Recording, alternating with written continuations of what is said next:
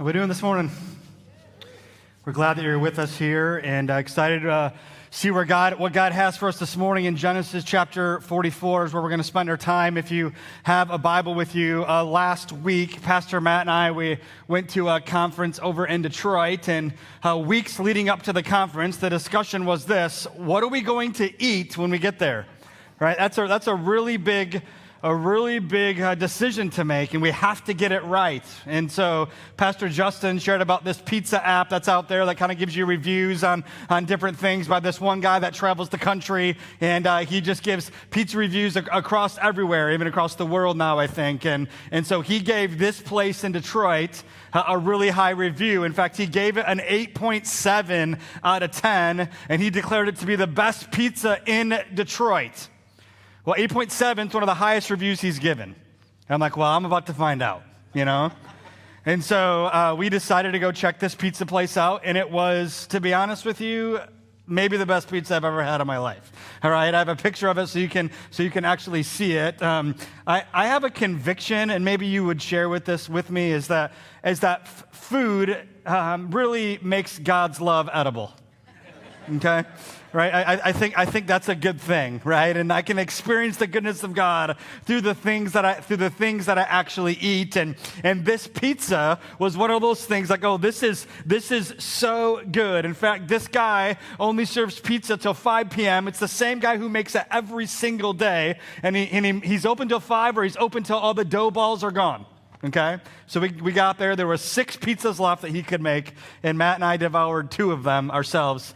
And we did a good job. You'd have been really proud. You've been really proud of us. But here's what happened. I took a picture of the pizza. I posted it on social media. And I had a lot of people that week interact with me, or even on social media, and they asked me a very simple question. Where are you at? Like, where were you when you had that pizza? Right? And I said, well, I was at Freddy the Pizza Man in Detroit. Oh, so it's not near here is kind of the point. I was asked that question multiple times. Where are you at? Where was this place? Now here's the thing. I think asking what's the best pizza you've ever had is a really important question to answer in life, but it's not the question I want us to get after this morning, because the question I want us to get after this morning is where are you at? And that sounds very open, right? That sounds like a very open question. In fact, this is the first question that we see God asking Adam and Eve in the garden after they sinned. Where are you at? You're hiding. Where'd you go? What are you doing? And so when I think about how we could answer this question, we can answer it in multiple ways. We could talk about where we are physically. And maybe you're in a really great place, right? Everything's good for you health-wise. Or maybe for you, diet and exercise, sleep patterns might actually need to change. Where are you emotionally? Some of you are in a great spot emotionally. Others of us have been crippled by anxiety and depression or grief and a whole bunch of other emotions that we have to experience because of the broken world that we live in. You see, we all have a place that we're in physically. We all have a place that we are in emotionally. But the question I want us to process is, really, where are you at spiritually right now? Do you realize that every good decision or bad decision you've made in your life speaks to where you stand right now spiritually? All of it works together and dictates exactly where we are. And some of us have a growing relationship with Jesus. Others of us feel stagnant and we feel stuck. You're not sure how to get from where you are to where you actually want to be. Others of us have experienced spiritual apathy, which, by the way, I think is one of the most significant things that defines the church in West Michigan, is spiritual apathy.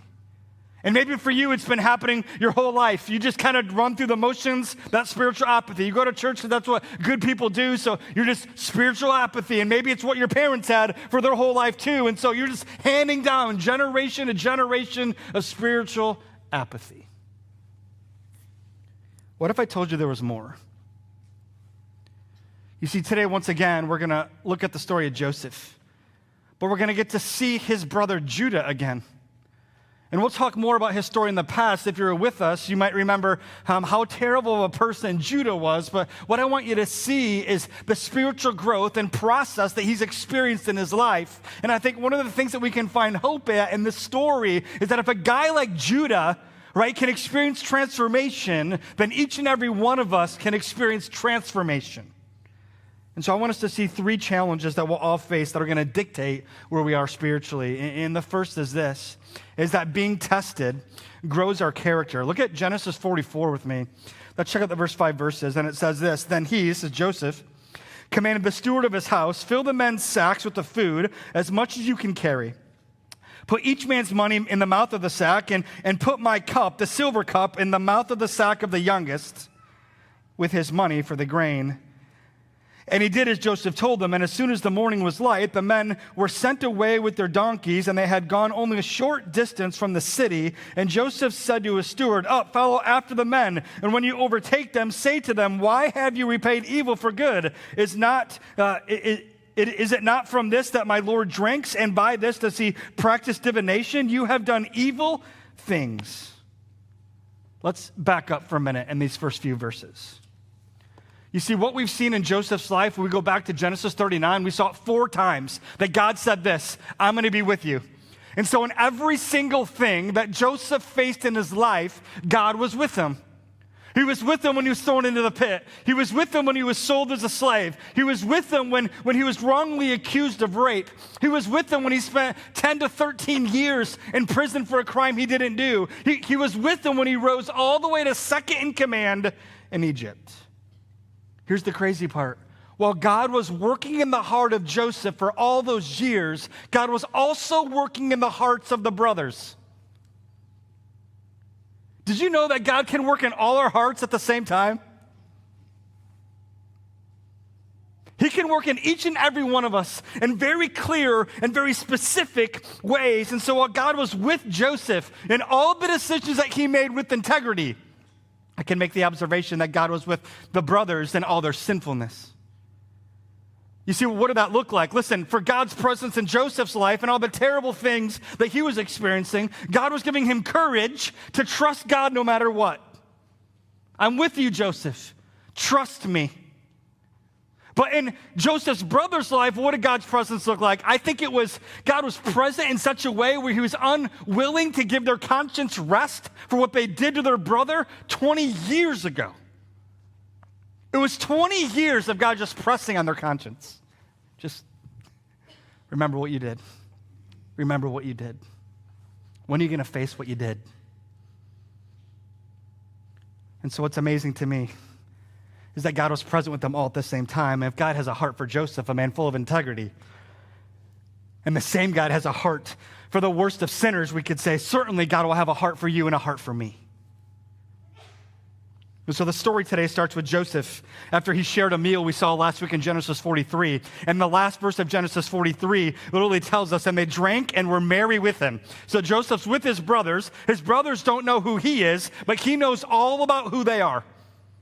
And he's been testing them to learn all about their character. And they were with them, and some would say they partied all night, is what some commentators actually want you to know. And for 2 years, he's going back and forth with his brothers. And for 2 years, Joseph's yet to reveal who he is to his brothers. But remember a few weeks back, Joseph heard his brothers talk about their guilt of what they did to their brother Joseph. And they were brokenhearted over it. So what did Joseph choose? You remember? Joseph chose forgiveness over revenge. Let me be honest. Forgiveness is hard. Revenge is easy. It's easy for us every time. Revenge would say this, you hurt me, I'm losing. I'm going to hurt you, now I'm winning. Where forgiveness is completely different. You see, when you grant forgiveness, you're freeing them from the sin against you. But here's the thing, just because you might forgive someone doesn't mean you then have to give them full access to your life. Why? Because trust has to be built. And Joseph's been building it over 2 years to know who his brothers actually are. Do I really let them back in to my inner circle again after all that they've actually done to me? And so the story starts with a test again. And Joseph's brothers are about ready to go home. Remember, there's a famine going on. The brother's family, Joseph's family, is back in Canaan. They're starving. They're going to die. And so Joseph tells his servant, put as much food on the donkeys as you possibly can. Give them all the money back. Think about the generosity, right? They don't need to pay for it. They can have it. All the food, all the money. Take my silver cup and put it in the youngest bag, Benjamin's bag. And then the brothers get up and they start traveling home. They get outside the city and Joseph says to his servant, I want you to chase them down. And I want you to question my brothers. I want you to question about who took my silver cup. They saw my cup. I had it with them last night when we were together eating and drinking. Now, why? What's up with the silver cup? You see, I think Joseph is giving them another test that they failed 20 years ago because I think Joseph remembers being sold for silver. Question is, are they going to pass the test? Here's the thing, church. Tests, challenge our character. Test, challenge our character. And to be honest with you, our tests define our testimony. And we've seen Joseph's character through the whole study of his life here in the book of Genesis. And you know that you have good character when you're the same person in private as you are in public. Does that define you? Because our character is ultimately revealed when life is hard and everything hits the fan and doesn't go as we thought or as we planned. And so here's the challenge that we face, that when who you are in private doesn't align with who you are in public, eventually what's in private will implode in public. Have you experienced that? You see, we learn in Joseph's life that our competencies can only take us as far as our character. And what do I mean by that? If Joseph was a mess in private, he would never have been able to lead with character over all of Egypt. What we see in Joseph is that his character aligns with his competencies. That's a scary thought as a leader. That if our competencies don't align with our character, it's going to go bad. Here's the challenge with testing. I think one of the goals of testing is always to align our reputation with our character. Here's the problem for the brothers. They only cared about reputation. And the testing reveals the truth of this. Back in Genesis 37, what actually happened? They sold their brother for some silver. Here's the truth. Bad character cherishes a good reputation every time. And after they sold their brother, they took that jacket, right? The coat of many colors, the favoritism coat. They killed an animal. They ripped it up a little bit, put some blood on it, and they thought, hey, we got to go back and we got to tell a version of the story to our dad that he can believe that Joseph's actually dead. And so they devised an act for their father to convince him of what actually happened. Let me be honest. That's called idol management. We're all pro at it, by the way. That's called idol management. Idol management's never worried about character. It's only concerned about reputation. And if reputation is all that matters in your life, you're going to protect it at all costs, because reputation is only concerned about what others think. It's never concerned about what's actually true and what God would actually think. And so building character is hard work. We build it brick by brick, layer by layer, habit by habit, action by action, thought by thought. It's work to protect character.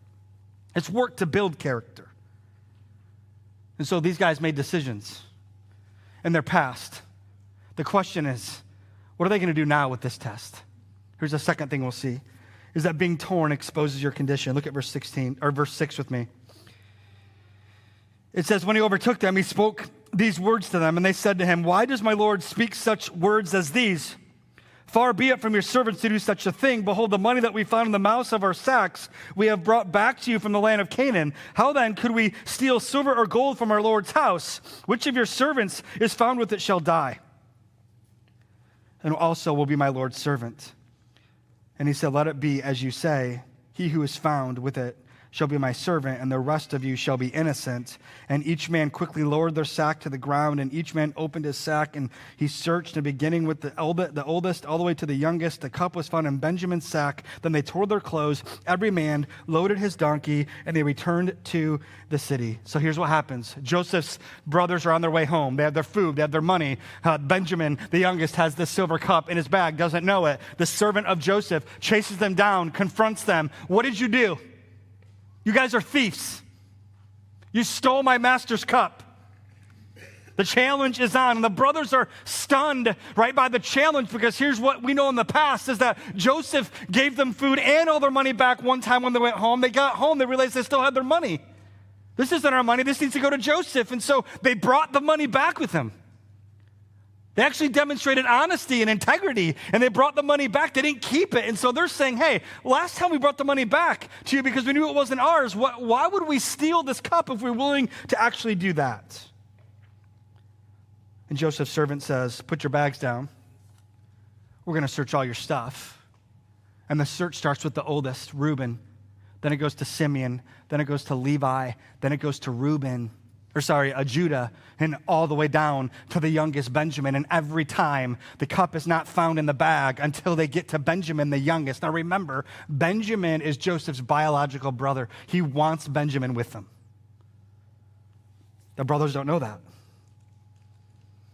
And what's the response? Verse 13, they tore their clothes. Every man, every one of them, they ripped their clothes. This is shock. This is awe. They're broken by what's actually happening here. And they returned to Egypt. Here's the truth. Put yourself in their shoes. These are grown men. They have families. They have children. Everyone's starving. They need to get food home. And now it looks like that they've stolen something that's not theirs. This could cost them their life. This is how serious this is. If you've ever had an x-ray before, you know what the purpose of an x-ray is, right? It's to confirm what's broken or not broken, what's right or what's wrong. Right? And so when you have an x-ray, it actually exposes the truth. It reveals the actual condition of what might actually be wrong in your body. That's what tests actually do as well. The exact same thing. So what if I told you that being spiritually torn and broken is a really good place for you to be? I think we get ourselves in trouble when we're not there, actually. We find hope when we are there. Do you know there's a significant difference between being torn down by the world and being torn apart by God? There's a significant difference between those two things. You see, being torn down by God is really what happens when we conform to the world, but being torn apart by God is actually exposing our true condition of who we actually are. And so think about the decisions that Joseph could have made over the last 20 years. He had the opportunity to choose bitterness over everything that happened in his life. He had the opportunity, right, to enjoy sexual enjoyment with Potiphar's wife whenever he wanted as she pressed on him day after day. He had the choice to celebrate the opportunity to bask in his own pride when he interpreted dreams for two of the king's men in prison. He had the opportunity to carry out revenge for his brothers for all that they actually did to him. You see, the natural response for us is the human response. And when we carry out the natural human response, that actually results in us tearing ourselves down. You see, those decisions I just made that Joseph didn't make, those were the easy decisions to make and that he didn't make, and those are the very decisions that his brothers did make. Over and over and over again in his brothers' lives, we see bitterness because of the favoritism that Joseph had that they didn't get. We have revenge against Joseph. We have pride and selfishness, right, for not denying themselves any pleasure of this world. They committed murder. They had sexual enjoyment whenever they could. They gave in to the culture. And what do the brothers have to show for it, church? Nothing. They have nothing to show for it. And I wonder this morning how many are pursuing that option, the natural human option, which will end up tearing you apart without you even knowing it because it'll leave you with nothing. Joseph was torn apart by God, and he stands and he has everything, right? These are two totally different spiritual positions to actually be in right here in this moment. See, I think there's a big, significant difference between being torn down by our choices, which really is the making of your own hands, versus being torn apart is what happens in the kindness of God's hands. And when the brothers threw Joseph in the pit, they spiritually chose the pit for themselves. So here's the truth. When God tears us apart, he exposes our wounds. He exposes our wounds. And it hurts really bad when he does it. But it's in the pain of that we actually get to experience the good news of Jesus. Because he's the one who's involved in revealing, exposing who we actually are, so you can see who you are, the truth of who you are, apart from who he actually is. And so what would happen, church? Not only of God tearing of us, does he allow us to identify our wounds, but what if for the first time in our lives, we could be honest about them? We have wounds. And I think our wounds, the pain of it, are seen in our interaction with others. It's seen in our views of God. It's experienced in our spiritual apathy. You see, the purpose of this test was to expose the brothers' spiritual growth. Will they be honest with Joseph, or will they be dishonest? Listen, are you willing to experience discomfort for the sake of spiritual growth? Look at verse 14 with me. It says, when Judah and his brothers came to Joseph's house, he was still there. They fell before him to the ground, and Joseph said to them, what deed is this that you have done? Do you not know that a man like me can indeed practice divination? And Judah said, what shall we say to my Lord? What shall we speak? How can we clear ourselves? God has found out the guilty of your servants. Behold, we are my Lord's servants, both we and he also, in whose hand the cup has been found. But he said, far be it from me that I should do so. Only the man in whose hand has the cup shall be my servant. But as for you, go in peace to your father. Hey, church, we're about to see the leader of the brothers rise to the top. And I want to be clear with you. You would think it would be the oldest. The oldest, Reuben, has tried to lead his brothers multiple times. It's gone bad every single time. And if you notice in verse 14, look at the phrase. It says, when Judah and his brothers, what did God do? God separated Judah from the brothers. God wants you to see what Judah's actually doing. And he's leading his family. He's the fourth oldest, by the way. And he comes to Joseph, and I get to see the playing. Hey, Joseph, how can we clear ourselves? Like, what can we do to actually make this right? Please. How can I serve you, Joseph? How can I serve you and make this right? He speaks on behalf of his brothers. And I want to say, wait, what? Judah has failed every single test he's ever taken in his whole life. Everyone. This guy's a complete failure. This guy's an absolute joke of a human being, and now this guy is the guy that gets to take a redo, a retest. Do you remember Judah? Judah's the one in Genesis 29, or 29 and 30. We learned that Judah's mother is Leah. Remember Leah? Leah's the wife that Jacob married, but he didn't love her, he didn't like her. He actually hated her, the text says. And so because he didn't love Leah, he only loved Rachel, his other wife, all the kids that Leah had, he didn't care for. And so Joseph came from Rachel. So therefore, Joseph rose to the top of being daddy's favorite, and all the other brothers he didn't care for. He didn't love them. He didn't serve them. He didn't speak kindly to them. He wasn't a good father to them. And so Judah watched Joseph as his dad's favorite. Nothing in this family is as God would want it to be. Judah's also a failed brother because he's the one who recommended back in Genesis 37 that they don't kill Joseph for nothing, but they sell him for something. Judah's also a failed son because he was one of the brothers that went back to their dad and said, here's the thing, we should come up with a different plan on what to tell him to trick our dad on what we actually did to Joseph. Judah's also a failed father. If you remember in Genesis 38, he had 3 sons. The first 2 sons were so evil, God just killed them. Where do they learn that from? Judah.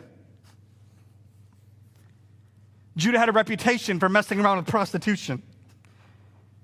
And in Genesis 38, we saw Judah ends up getting his own daughter-in-law pregnant. And we asked the story. Do you remember? It was week 3 of this series.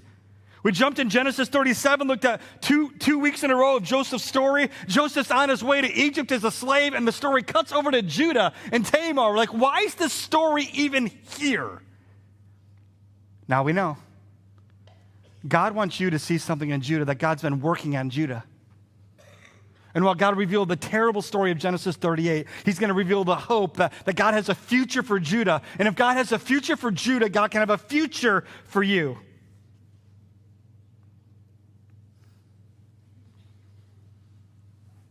I want to take a detour out of our message for a few minutes today.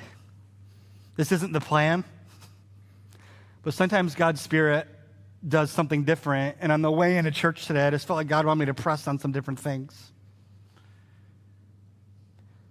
I never want us to be a church that's just going to gather together, that's going to read the Bible, and then we're going to leave and nothing changes, church. I'd rather have 15 people that want to get to work than hundreds of people that are just going to go through the motions. Each and every one of us has wounds. You have wounds. I have wounds that I'm processing in my life. We have wounds based on choices that we've made. We have wounds based on things that have happened to us. We have wounds based on loss of people that we love, that we've experienced in our life. Do you identify your wounds? Do you actually see the wounds that you have and that you carry? Because let me be honest, it dictates everything in our lives. A couple of weeks ago, I was listening to a podcast, and I ended up handing it around to our team. And this doctor on this podcast gives a definition of addiction. And I want you to write this down, and I want you to process it. He said this. He said, addiction is when we try to meet a legitimate need in an illegitimate way in a repetitive pattern. Let me say that again. Addiction is when we try to meet a legitimate need in an illegitimate way in a repetitive pattern. Here's what he's saying. Each and every one of us has wounds, and when we have that wound, we're either going to try to find healing for that wound or we're going to medicate that wound. When you have a headache, we take Tylenol, right? We try to deal with the symptom of my head hurting. We all have wounds, church. We all have pain. We all have legitimate needs. And what often happens, I feel like in our city, I've often called it the cell block of dumbness, is that we have this thing. It doesn't provide hope or satisfy, but we keep going back to the thing that doesn't provide hope and satisfies and hoping that it'll provide hope and it'll satisfy. And we do this repetitive pattern over and over and over again in our hearts and in our lives. Honest question. How many of us in the room have wounds this morning in our life?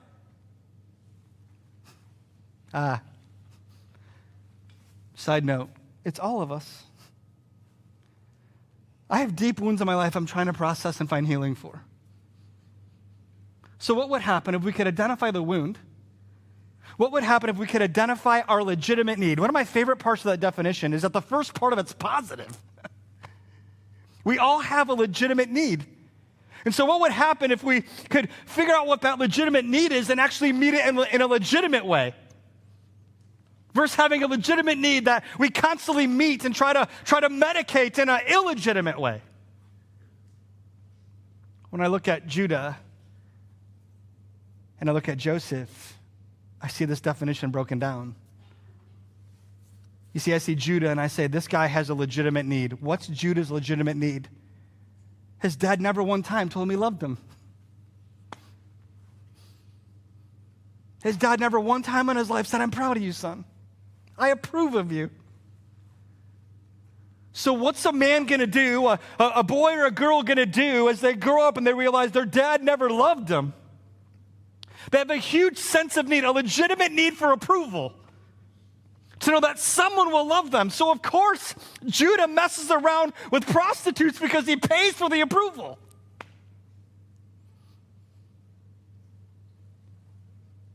And we have Joseph on the other side, whose life's been terrible. And Joseph has a legitimate need that he's constantly met in a legitimate way by allowing the gospel just to come deep into his life and provide healing for him.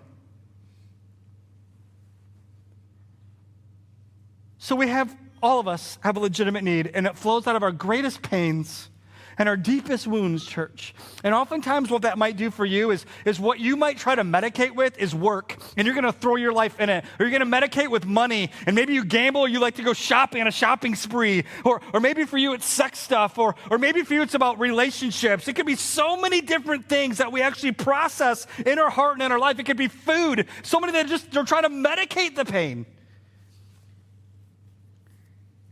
Someone here might be an alcoholic. Your issue is not alcohol. Your issue is your relationship with alcohol. Someone here might be a sex addict. Your relationship, the issue is not the sex. The issue is your relationship with sex. We all have a legitimate need. That's so often in our city we're meeting in illegitimate ways, and we have these repetitive patterns that are wreaking havoc on our life simply because we're unwilling to be honest. So what would happen today, church, if we identified our actual pain? We identified the needs that we actually have and said, you know what, I'm going to be honest about who I really am. Do you want the pain to continue? Or do you want healing?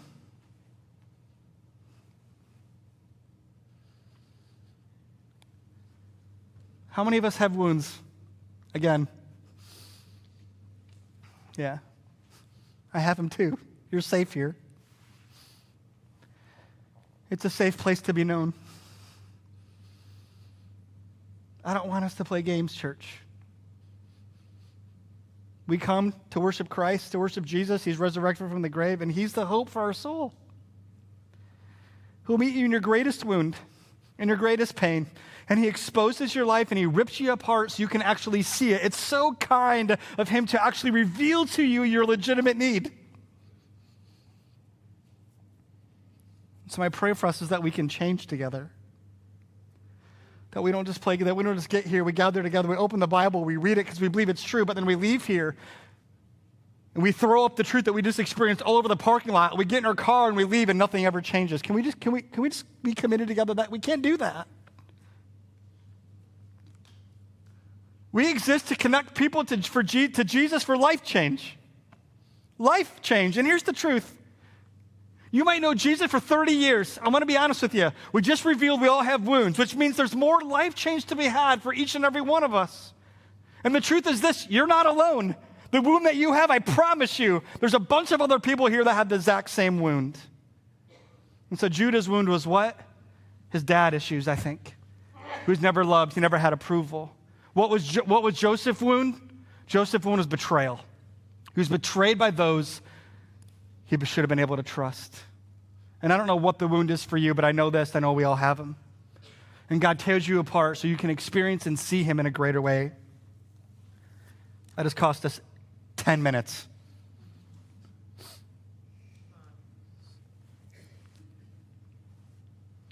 Let's jump back in here quickly. The last one is just the third spiritual challenge, is that being transformed changes your conviction. I don't have time to read all the story anymore. But Judah's the leader of his brothers, and he steps up to Joseph, and he literally says this. He goes, Joseph, can we talk privately for a minute? Meaning this, he realized that Joseph has all authority and all power, and he doesn't actually want to offend Joseph or disrespect him in public, so he has this conversation in private with him. And what he does is he presents the whole backstory of Benjamin's life. Benjamin's mom's not alive anymore, and our father lost his other son, and his name was Joseph, and bad things happened to him, and he can't lose his son Benjamin or he's going to die. In fact, you read the interaction on yourself. Joseph learns about his father's reaction when he learns about what happened to Joseph, or the lie his brothers told. But I want you to see the transformation in Joseph as we wrap this up, or in Judah. Look at verse 30 with me. It says, now therefore, as soon as I come to your servant, my father, and the boy is not with us, then as his life is bound up in the boy's life, as soon as he sees that the boy is not with us, he will die, and your servants will bring us down the gray hairs of your servant, of our father, with sorrow to Sheol. For your servant became a pledge of safety for the boy to my father, saying, if I do not bring him back to you, then I shall bear the blame before my father all my life. Now therefore, please let your servant remain instead of the boy as a servant to my Lord, and let the boy go back with his brothers. For how can I go back to my father if the boy is not with me? I fear to see the evil that would find my father. Are you seeing the transformation in Judah? It's impressive. It's actually unbelievable. Because in this conversation, we actually see Judah looks like Christ. He comes to Joseph and he says this, let me be the substitute for my brother. By the way, he was never willing to do that for Joseph. That's the very thing that Jesus does for you. Judah's willing to serve his brother, and he's willing to serve Joseph. And here's the truth. He was never willing to do that prior to Joseph. Here's the truth. Jesus does that for you. He was willing to sacrifice his own life for his brother. He was never willing to do that for Joseph in the past, but here's the picture. Christ does that for you. The transformation in this guy is literally unbelievable, and we can see the trajectory of his transformation in Genesis 38. When his daughter-in-law was pregnant, he blamed her for the issue. It was his issue. In Genesis 43, verse 9, right, he tells his dad, put the blame on me if I don't bring our brother back. And here in Genesis 44, he tells Joseph, put what my brother did of taking the mug, put it on me. I'll take the blame. Judah's prepared to lose it all. By the way, that's exactly what Christ did. He lost it all for you, and he lost it all for me. And so we're learning about spiritual transformation, church, that transformation is not about behavior modification. It's not try harder. It's not do better. Because someone might change their behavior, but it doesn't mean that their heart has changed. The truth is, if we change our heart, if we identify our wounds, if we understand how the gospel speaks to us and meets us in our greatest pain, then what will happen is when our heart changes, our behavior is going to change. And this is what's happening in the heart and in the life of Judah. And the crazy part is this. Almost everyone in the world, and honestly, most people in the church in West Michigan, go to their grave without actually knowing who they are. There's no spiritual growth without God first tearing you apart. And we can look at Judah's life and say, this guy's a disaster. And he was. He absolutely was a disaster. Here's the crazy part for all the West Michigan Christians who grew up here. Judah grew up in the home of Jacob. Judah's grandfather was Isaac. His great-grandfather was Abraham. Do you think he heard any cool stories about what God could do? Hear me. He heard all the stories, and it changed nothing in his life. Not a single thing changed.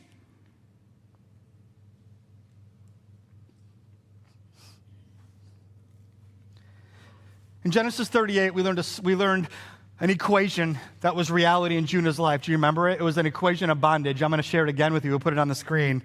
And the equation was this. It was denial plus disguise equals downfall. Denial plus disguise equals downfall. Denial says, I don't have a sin problem. Disguise says, I'd rather hide my sin than own my sin. Downfall is literally sabotaging our identity. You see, historically, Judah refused to look into the spiritual mirror. He absolutely refused. God had to break him down. But when God broke him, we learned of a different equation. It was an equation of breakthrough. Do you remember? That equation was this. It was honesty plus humility equals healing. Honesty plus humility actually equals healing. Honesty, I see my sin. Humility, I'm broken by my sin. And healing as I live in my rescued identity. These are crazy things we've learned in the life of Judah. Let me tell you something crazy. There's a third equation to be learned. And that third equation is our gospel takeaway, which says this. Testing plus torn equals transformed. Judah was a work in progress. Are you a work in progress? The answer is yes. You see, it took decades for Judah to go from where he was to where God actually wanted him to be. And again, we can see in his life, there is no spiritual transformation without first us being torn apart. And we can look at Judah's life and say, this guy is a joke. He's a terrible person. He was a terrible son, a terrible father. He was a terrible brother. Certainly, our God would want nothing to do with a guy like Judah.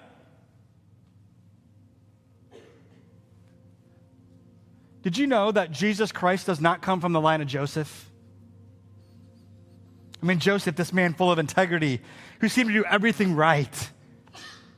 He had a legitimate need. He constantly met it in a legitimate way. God didn't choose that guy to bring Jesus to the world. He chose Judah. He chose the biggest mess up. The guy who's a human was a disaster. That's the guy he actually chose. What a crazy story. Judah was God's choice. And while we could say in our world today, let's be honest, if we all knew Judah's story, we would cancel Judah. But God says this, I approve of Judah. And the beauty of that is this, while the world would cancel us if they know all the things that we've done, the truth of the matter is this, God says, I approve of you because of Christ.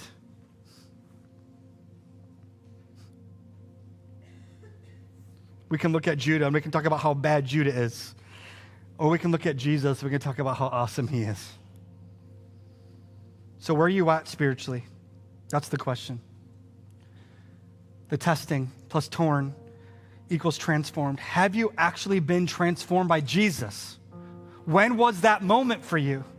That you realized that you were a sinner, that you're broken by your sin. You confess to God that I'm a sinner, that I deserve the reality of hell. The wages of sin is death. When was it for you that you gave your life to Christ, church? Many of us are Judas. We grew up in a home that knew all about God, but there's never been any life change. Listen, if there's not life change, you're doomed. Are you broken down by your sin yet? The wounds often reveal that to us.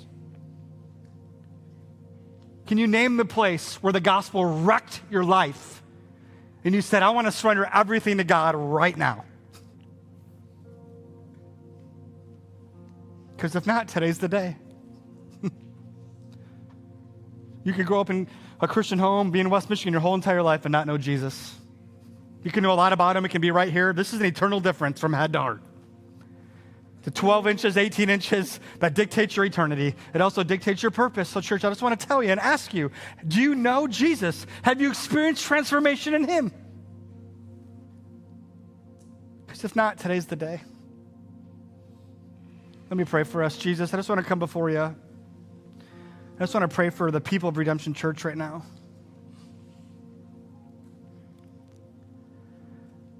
Lord, we have a lot of wounds in this room. We have deep pains based on things that we've done, Jesus, based on things that have happened to us, and based on loss that we've experienced. And so I just want to come right now, Lord, and I just want to ask for courage for our church. To finally be honest, Lord, will you identify our wounds? Will we be honest about them? Bring them to the light so that we can realize where we actually try to meet our legitimate need, and often it's in an illegitimate way. Lord, I also know this, that not everyone here knows you. I know there's people here, Lord, who maybe are new to church. I know there's people here, Lord, who have grown up in church their whole life and they don't know you. They know about you, God. They don't know you. And so my prayer today, Lord, is that people can finally, for the first time in their life, experience transformation. That it's not about them doing, it's about them being with you. They can find freedom. And in the story, Lord, that's what Judah was doing. He's trying to find freedom for his brother, just like Jesus fought so we can have freedom from our sin. So I want that for all of us. I want freedom to be known. I want freedom to embrace your love. I want freedom just to respect ourselves and how you've created us, Lord. I just want to pray, Lord, that you'll move and work, Lord, that we won't be a church that just goes through the motions. I love you, Jesus. In your name, amen.